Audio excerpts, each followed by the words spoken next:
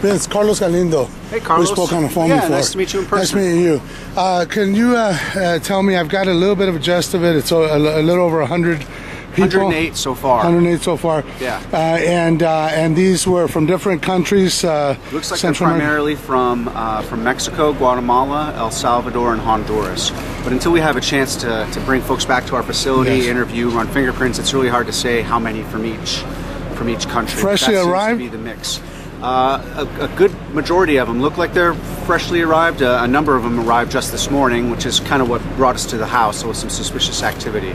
So it looks like quite a few of them arrived today. Most of the others, it looks fairly recent. I'm not an expert, but I've been in a lot of drop houses, and the inside doesn't look like it's been weeks. It looks more like days. Have the owners been contacted yet? I am not aware if the owners have been contacted yet. Normally with drop houses, it's a kind of a lease where they go through a property management company and the owners have no idea. Okay, and what were the conditions like inside of there? Well, anytime you put 108 people in the same house, it's going to be a little squalid. There's trash and obviously it's messy. But the conditions, it doesn't look like folks were being mistreated. It doesn't appear like there was any signs of violence or extortion going on in there. So for the most part, it's your average drop house. They're fully clothed this time. I've been to some of the raids where they're in their underwear. Right, and that's your more aggressive smuggling organizations. They'll do that to try and keep people from running away, or so that they can lower the air conditioner and it doesn't get too hot, that kind of a thing. You know, we've been to places where they've had 40, 50, 60, but this is over 100. I mean, does this say anything as to the operation? It's been at least 5 years since we've seen a drop house of this size in the Phoenix metropolitan area. Now, some of that might just be that we caught them at the right moment.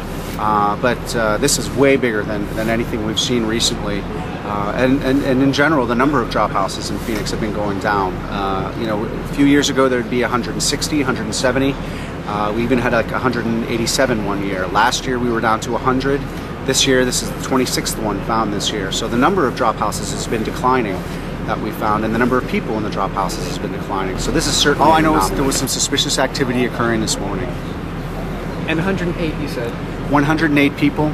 We have 3 male juveniles, teenagers, 14, 16, somewhere in that neighborhood, and about 15 females, the rest being adult males. Any children, any pregnant women? No pregnant women that I'm aware of, and the children, just those 3 juveniles, teenagers.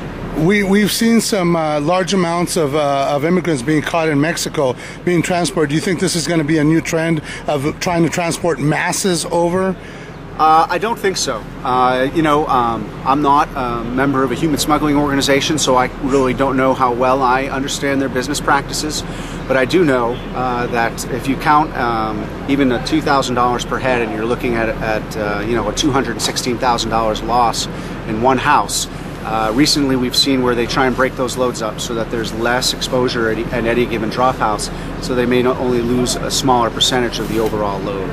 So I wouldn't expect that, but I'm not a criminal, so I really don't know what the criminals will do next. Can I get your name and title really quick? My name is Vincent Picard, and I am the ICE Public Affairs Officer in Arizona.